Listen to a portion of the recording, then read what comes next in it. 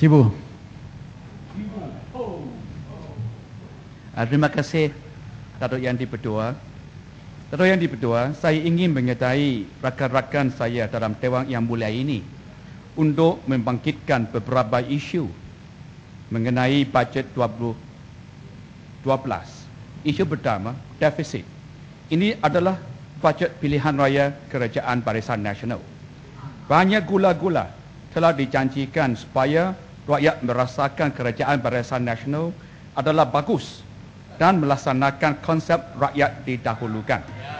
Saya setuju dengan seorang warga internet netizen yang mengatakan mengenai pemberian tersebut dengan izin. The BN government may think that the handouts will benefit poor households, but these handouts will mean nothing if inflation keeps shooting up as a result of more severe debt financing and having to borrow at higher interest. There is nothing in the budget for the long-suffering taxpayers. But then again, someone has to pay for all the cash handouts, and there's 1.7 million taxpayers. At the end of the day, EPF and other government-linked funds will be asked to do national service by investing in debt papers issued by the government. Don't forget that these funds belong to the rakyat. Please don't steal our hard-earned money. Datuk Yang di-Pertua, bajet ini memprojekkan pendapatan sebanyak 181.6 bilion ringgit dan perbelanjaan sebanyak 232.8 bilion ringgit. Defisit bagi tahun 2012 sahaja adalah sebanyak 51.2 bilion ringgit. Ini adalah tahun ke-15 negara kita mengalami defisit. Hutang kerajaan meningkat dengan mendadak kepada 455.7 bilion ringgit. Ini bermakna setiap rakyat Malaysia berhutang sebanyak 16,000 ringgit kerana hutang kerajaan. Rakyat Malaysia dan generasi akan datang belum membayar. Selepas pilihan raya umum, jika Barisan Nasional masih lagi dalam kuasa, GST akan diperkenalkan dan kerajaan akan mengutip lebih banyak cukai daripada rakyat.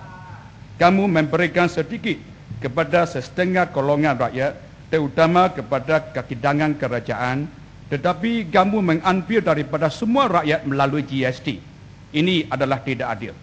Argentina bankrupt apabila hutang negara mencatat 285 bilion ringgit. Greece mengalami kesusahan kerana pengurusan kewangan yang tidak mantap dan berhemat dengan kaki tangan kerajaan yang terlalu banyak seperti di Malaysia. Adakah negara kita akan muflis di bawah pimpinan Perdana Menteri Barisan Nasional ke-6? Saya kelihatan tanda-tanda sedemikian dan saya menggesa rakyat bersedia untuk berubah sebelum ianya terlambat. Seorang mengopposkan ini di Malaysia kini dengan izin Datuk Yang di-Pertua. Taiwan, being also a developmental state with a comparable population as Malaysia, has only 350,000 civil servants. Malaysia has 1.3 million civil servants. 1 in 10 working person is employed in the civil service. We should examine whether we can trim down our civil service and improve its productivity. Rakyat menderita kerana pembelanjaan yang membazir. Tahun lalu, Kerajaan Persekutuan mencadangkan 5 bilion ringgit untuk membina bangunan 100 tingkat warisan merdeka. Sekarang, ketika kebanyakan rakyat Malaysia sedang berusaha keras untuk mencari makan, dalam 3 tahun, Perdana Menteri spent 17 million in travelling overseas dengan izin. Our Deputy Prime Minister spent 8 million in 3 years for travelling overseas. Perdana Menteri spent 1.07 million ringgit for his trip to Kyrgyzstan recently. Datuk Yang di-Pertua, kerajaan membelanjakan ringgit Malaysia 2 juta untuk menggerakkan 11,000 orang anggota polis dan menembakkan 262 peluru gas pemedih mata untuk mengawal kumpulan pesik yang mencintai keamanan. Mereka mengharapkan demokrasi pilihan raya yang bebas, adil dan bersih. Saya setuju dengan ulasan dalam Malaysia Gini bahawa jika bersih dibenarkan untuk mengadakan pandangan mereka di stadium mereka, di stadium Merdeka, polis tidak memerlukan kanister gas pemedih mata dan 11,000 orang pegawai polis yang akan menjimatkan kami begitu banyak wang. Isu kedua, peminggiran Sarawak. Sebagai seorang ahli parlimen dari Sarawak, saya mesti membantah kerana bajet ini sekali lagi memingkirkan Sarawak. Kami tidak memerlukan peringatan bahawa pada tahun 1963, Sabah dan Sarawak menyedai untuk membentuk Malaysia sebagai rakan kongsi sama rata, bukan sebagai negeri semata-mata. Tetapi, berapakah wang yang telah diberikan kepada Sarawak dan Sabah dalam bajet ini? Kedua-dua negeri ini tidak menikmati tahap pembangunan dan kemakmuran yang sebenarnya berhak dimiliki oleh Sabah dan Sarawak. Sebenarnya Malaysia mempunyai jalan 21,000 kilometer. Sabah dan Sarawak mempunyai jalan sepanjang 6,000 kilometer sahaja. Kebanyakan jalan di Sibu adalah begitu buruk dan beralung-alung, tidak sesuai untuk gunaan kendaraan. Dato' yang kedua, kuda pun akan jatuh jika menggunakan jalan-jalan tersebut di Sibu. Tiada apa-apa yang dibanggakan. Bercakap untuk kawasan saya mengesah kepada Kerajaan Persekutuan akan memperuntukkan sekurang-kurangnya 100 juta ringgit untuk menaik taraf jalan raya di Sibu. Walaupun mempunyai embangan padang air dan embangan pakun, banyak rumah-rumah panjang tidak mendapat pekelan elektrik. Banyak penduduk rumah-rumah panjang dapat melihat Sesko Grid 100 kaki di atas bumbung mereka, tetapi mereka tidak mendapat pekelan elektrik. Ini bukanlah cara yang sepatut kerajaan melayang penduduk-penduduk. Mereka yang bernasib baik menggunakan genset harus membayar banyak untuk diesel. Walaupun Sarawak mengumpung begitu banyak kepada hasil pendapatan persekutuan dari minyak dan gas, Sarawak tidak mendapat royalti yang sepatutnya dihayati oleh Sarawak. Saya dibagi dahulu dalam Dewan Undangan Negeri Sarawak bahawa Kerajaan Sarawak pernah banyak kali meminta untuk menggaji semula kadar 5% royalti. Kenapa permintaan yang kami berhak telah ditolak? Ini adalah tidak adil kerana kamu telah melayan Sarawak sebagai abandoned child dengan izin selama ini. Kami harus dilayang sebagai rakyat kongsi sama rata dalam persekutuan. Kami seharusnya memberikan sekurang-kurangnya 20% royalti minyak kepada Sarawak.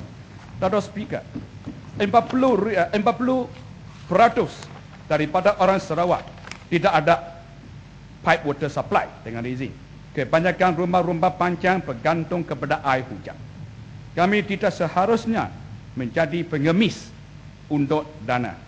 Dato' Speaker, in English, dengan izin, Sarawak should not be beggars for fun all the time. Sudah lama kerajaan Barisan Nasional melayan Sarawak. Ini tidak adil. Sila memperuntukkan lebih banyak dana untuk memperbaiki rangkaian jalan raya yang sedia ada dan menyediakan akses yang lebih baik untuk pedalaman, memerlukan penjagaan perubatan. Namun, tiada satu sen pun yang diperuntukkan untuk menyediakan perkhidmatan flying service, flying doctor service, doktor terbang, dan perkhidmatan perubatan kecemasan di Sarawak. Bandingkan bajet ini dengan bajet Pakatan Rakyat yang beruntukkan 100 juta ringgit untuk perkhidmatan tersebut. Bacalah dari Pakatan Rakyat. Isu ketiga, Pan Borneo Highway, Pan Borneo Trunk Road, jalan raya utama Pan Borneo. Sarawak masih tidak mempunyai lebuh raya. Yang kami ada hanya jalan raya utama Pan Borneo. Banyak kemalangan telah berlaku di sepanjang jalan tersebut sehingga saya hilang ceraan. Ini amat menyedihkan. Setengah orang mengambil jalan tersebut sebagai jalan maut. Satu surat khabar telah menyederaikan statistik bahawa 13 kematian telah berlaku di jalan tersebut sejak 17 hari bulan Ogos 2011. Saya selalu menggunakan jalan raya utama Pan Borneo. Oleh itu, saya mengetahui keadaan jalan tersebut. Ada banyak sudut yang berbahaya. Jalan berlubang dan hanya bahagian yang rosak ditambal. Seluruh jalan tidak dijaga dan dikekalkan dengan baik. Tetapi kontraktor telah dibayar berjuta-juta ringgit. Adakah kita tidak mempunyai kontraktor yang lebih baik? Kenapa kontrak ini diberikan kepada syarikat yang dikaitkan dengan keluarga Ketua Menteri Sarawak? Datuk Speaker, ia telah dilaporkan secara meluas bahawa Perdana Menteri melawat Selangor Icuk pada 8 hari bulan Oktober 2011 dengan menaiki bas. Tidak terdapat apa-apa yang harus dibanggakan menaiki bas di Selangor.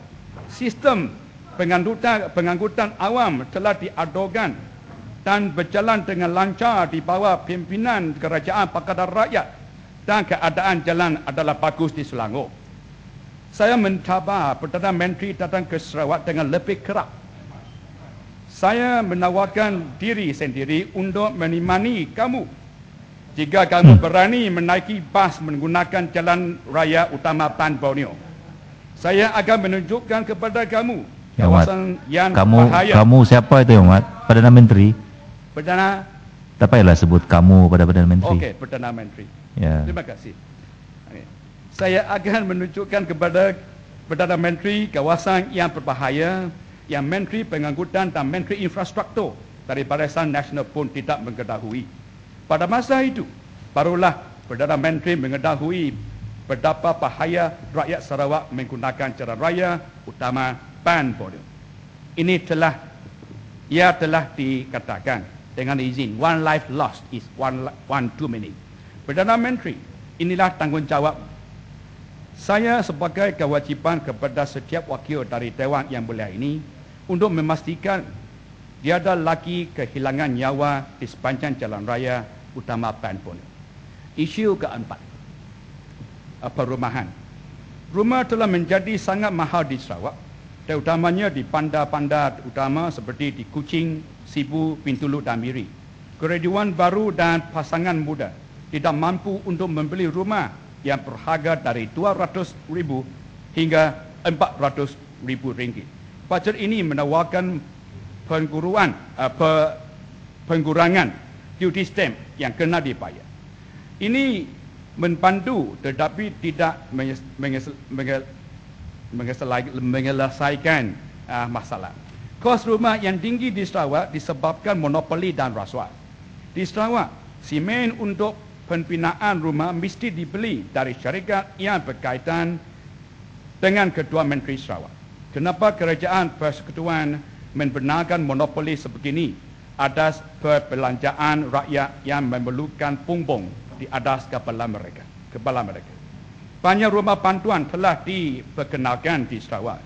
Ada yang dikatakan kos pembinaan sebanyak RM40,000 seunit. Tetapi rumah-rumah bantuan yang saya lihat, kos pembinaan adalah kurang daripada RM18,000 sahaja. Bahan-bahan binaan yang rendah mutu telah digunakan dan rumah yang dibina adalah kecil walaupun untuk keluarga kecil. Sibu sikit pencerahan boleh, Sibu?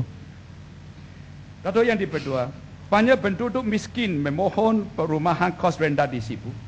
Mereka diberitahu untuk menunggu, ada yang tunggu 3 tahun sudah, tetapi tidak lagi mendapat apa-apa walaupun mereka layak untuk memohon rumah-rumah tersebut di bawah Kementerian Persekutuan.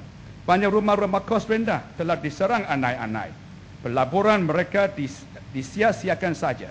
Saya minta kerajaan supaya melakukan sesuatu untuk menyelesaikan semua masalah ini. Isu kelima, pendidikan tertiary. Kos pendidikan kian tinggi sehingga tidak dapat ditanggung lagi. Ibu bapa gembira bahawa pendidikan di sekolah rendah dan sekolah menengah adalah percuma. Tetapi apa tentang pendidikan tertiary, pendidikan tinggi? Kerajaan harus juga memberikan pendidikan tertiary percuma. Selain daripada itu, kerajaan harus memastikan bahawa semua orang dapat memasuki universiti berdasarkan merit dan bukannya berdasarkan bangsa atau warna kulit. Syarat-syarat memasuki universiti seharusnya kuota bebas.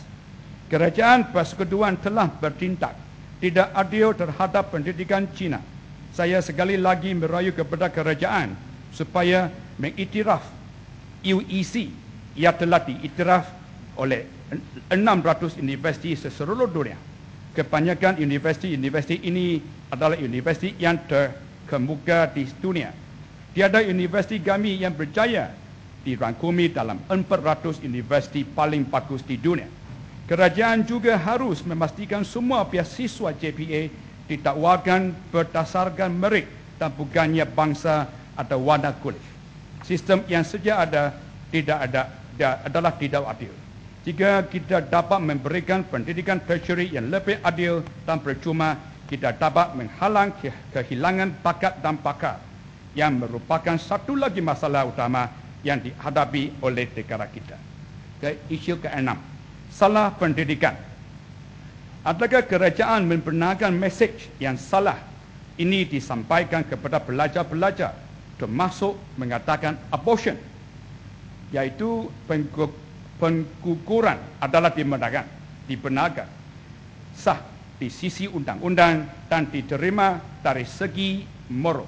Saya merujuk kepada buku kerja tingkatan 2 Best English KBSM di mana ia berkata dengan izin, Mary was looking down in the mouth the whole evening. Out of concern, her mother asked her what was wrong. She told her mother that she was pregnant and was planning to go for an abortion. When her dad came home from work, her mother broke the news to him. Her dad hit the roof as soon as he heard the news. However, after a few hours, he managed to calm down and assure her that everything would be all right. Her dad took her to a clinic the next day to have her abortion done.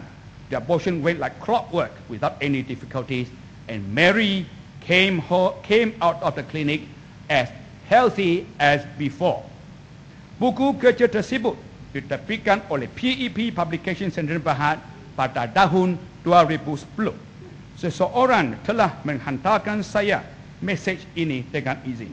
I doubt that we have exhausted all topics for sample articles. This is most assuredly an attempt to desensitize, what is this? I would, dengan izin, I read again. I doubt that we have exhausted all topics for sample articles. This is most assuredly an attempt to desensitize, young people as young as 14 years old to the horrors of abortion. Banyak ibu bapa terkejut dengan kandungan yang diajar kepada anak-anak mereka. Lalu yang kedua, dengan membenarkan buku kerja ini dijual kepada pelajar-pelajar tingkatan 2, adakah kerajaan membenarkan pengajaran tersebut kepada kanak-kanak yang hanya berumur 13 atau 16 tahun? Adakah yang memberikan gambaran bahawa abortion diterima dari segi moral dan sah di sisi undang-undang? Adakah ia memberikan gambaran bahawa abortion boleh dilakukan di klinik dengan mudah? Lalu yang kedua, jika jenayah macam ini dibenarkan dalam buku kerja tingkatan 2, maka sistem pendidikan harus digaji semula. Kerajaan harus menggaji semula standard moral di negara ini. Isu ke-7, yang kedua, pelajar dikecualikan menduduki peperiksaan. Di Pindango, 3 pelajar telah dikunci dan tidak diberi peluang untuk menduduki peperiksaan UPSR. Sekolah takut agar pelajar-pelajar ini akan menurunkan keputusan sekolah. Kejadian ini tidak harus dibenarkan berlaku. Setiap pelajar mempunyai hak untuk menduduki peperiksaan. Tidak kira betapa segan mereka untuk menduduki peperiksaan atau betapa teruk mereka dalam pembelajaran. Terdapat guru besar pengedua yang tidak membenarkan pelajar-pelajar untuk menduduki peperiksaan kerana mereka ingin menetapkan insentif yang ditawarkan kepada mereka di bawah program cemerlang. Saya tidak menentang sekolah-sekolah untuk mencapai keputusan cemerlang. Walau bagaimanapun, jika insentif peribadi kepada pengedua guru besar mengakibatkan pengecualian yang tidak adil kepada pelajar daripada penduduki peperiksaan, maka program tersebut harus dimaksudkan. Masa depan pelajar-pelajar untuk belajar di sekolah tidak harus dinafikan. Isu ke-8, pendidikan Cina. Terdapat masalah dengan kertas Cina dalam peperiksaan PMR dan SPM. Seorang guru sekolah telah menghantarkan saya email berikut dengan izin. Some principals and teachers in school discourage students from taking Chinese classes on ground that the Chinese papers in PMR and SPM have stringent marking system. This denies students the opportunity to test their ability and to learn the mother tongue. In view of the huge market in China and Malaysia's relationship with China, the students should learn and be allowed to sit Chinese exams. The papers should be marked according to similar standards as other papers. If students do not sit exams for Chinese in PMR and SPM, then there will be shortage of Chinese teachers in the future. Lalu yang kedua, saya yakin bahawa masalah ini bukan saja berlaku di Sibu. Saya minta kerajaan persekutuan agar bertindak lebih adil kepada pendidikan Cina. 3 Perdana Menteri yang lalu telah mengakui sumbangan sekolah-sekolah Cina kepada pembangunan negara. Jadi, saya berasa hairan kenapa tidak ada peruntukan sistematik kepada sekolah-sekolah rendah Cina dan sekolah-sekolah menengah pensendirian Cina. Sarawak mempunyai 14 sekolah menengah pensendirian Cina. 5 daripada sekolah-sekolah tersebut telah dijaga semasa pilihan raya kecil Sibu. Kerajaan tidak patut mengabaikan sekolah-sekolah lain, tetapi harus memberikan peruntukan sistematik kepada semua sekolah-sekolah ini. Jika kerajaan Pakatan Rakyat di Pulau Penang dan Selangor dapat berbuat demikian, kenapa kerajaan persekutuan tidak dapat? Isu 9, kemiskinan. Orang asli, ini isu native di Sarawak. Orang asli Bumiputera adalah orang yang paling miskin di Sarawak.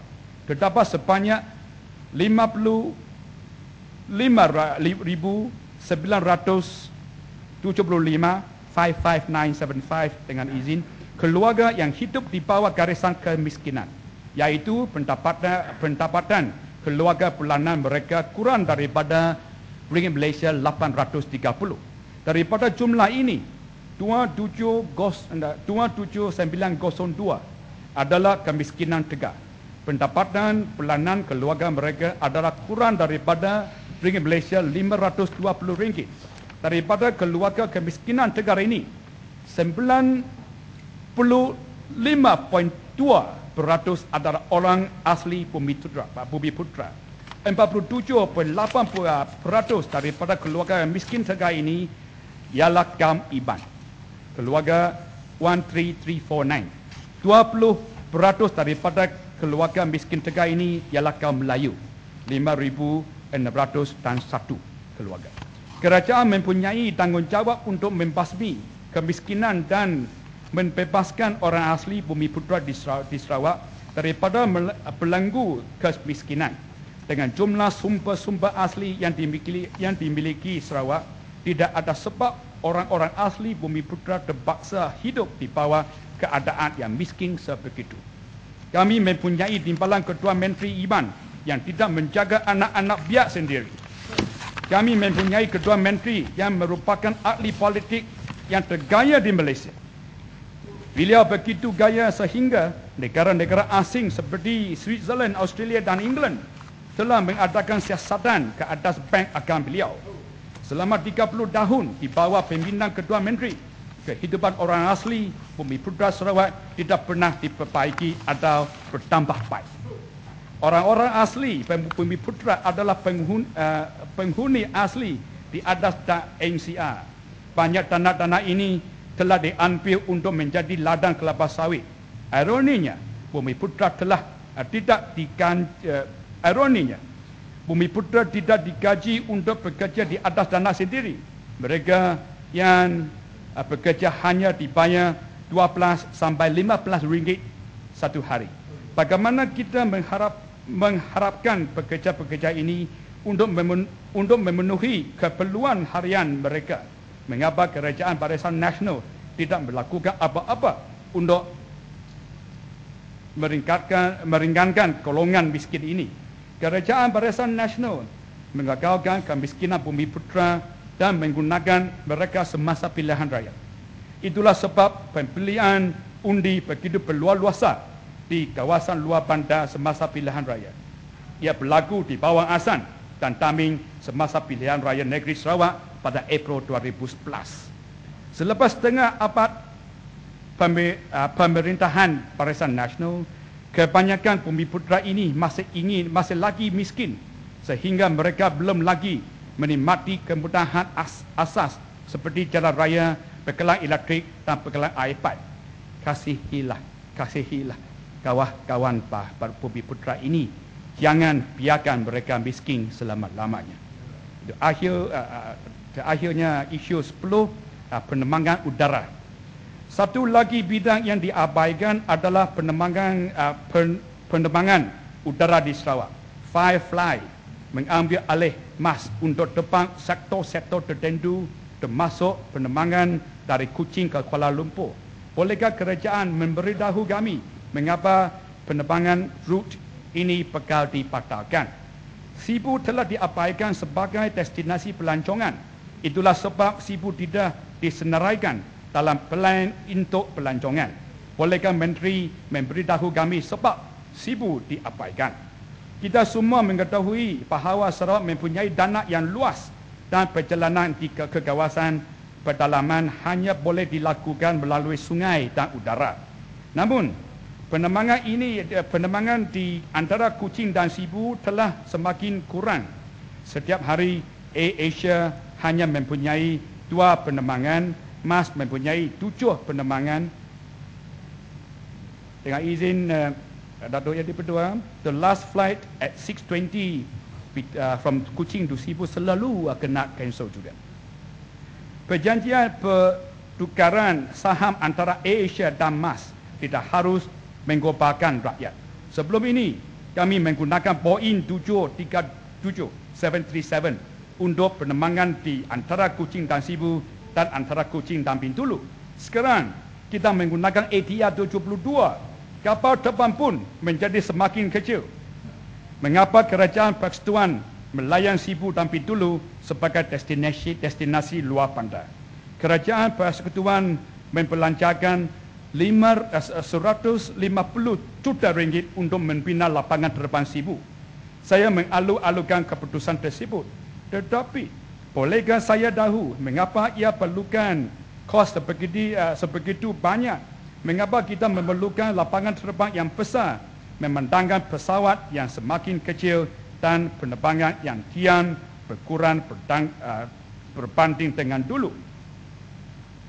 Perjalanan menjadi kurang selasa juga. Seringkali saya mendapati penumpang-penumpang yang menaiki kapal terbang terpaksa menunggu di dalam peluk dalam kapal terbang yang tiada aircon. Penerbangan udara di Sarawak telah menjadi begitu mahal, tetapi mengapa penumpang-penumpang dibiarkan berpuluh dalam kabin sehingga kapal terbang bersedia untuk berlepas? MAS telah memenangi Best Cabin Crew Award dengan izin secara berterusan selama beberapa tahun. Tetapi saya ingin bertanya, apakah gunaan anak-anak kapal terbaik jika aircon tidak dibuka? Tiada penerbangan dari Kuching ke Sibu atau dari Kuching ke Bintulu selepas pukul 6 petang. Saya minta Menteri untuk menggaji semula jadual penerbangan dari Kuching ke Sibu dan dari Kuching ke Bintulu. Saya menghadapi bahawa penerbangan awal dari Bintulu ke Kuching adalah 10.45 pagi oleh AirAsia. Penumpang-penumpang hanya mendarat di Kuching pada masa hampir tengah hari. Tidak seperti sebelum ini, kebanyakan mereka terpaksa bermalam di Kuching. mereka tidak dapat lagi membuat lawatan harian. Selain daripada menyebabkan perbelanjaan lebih, ini juga menyebabkan kehilangan masa yang tidak diperlukan dan kehilangan produktiviti. Saya menerima message ini daripada seorang pemasdaudin Bintulu dengan izin. Mas does not have a morning flight, though it used to have one off and on at 8:40 a.m. But that flight is more often cancelled than flying. This early morning flight must be reinstated immediately. A mass boarding flight from Bintulu to Kuching is also a must to facilitate patients, the handicapped, the wheelchair, and the elderly, etc., etc., who need to use the aero bridge to get up and down the airplane. At the moment, it is all mass-wing propeller planes. Two flights going from Bintulu to Kuching at 12:35 p.m. and 8:10 p.m., and 3 flights flying back from Kuching to Bintulu at 6:40 a.m., 11:35 a.m. and 4:25 p.m.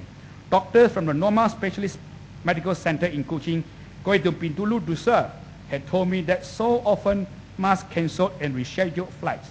This is really causing such havoc to the schedule of the doctors. Situasi ini hendaklah diperberitahukan dengan seluruh. Itu saja. Terima kasih.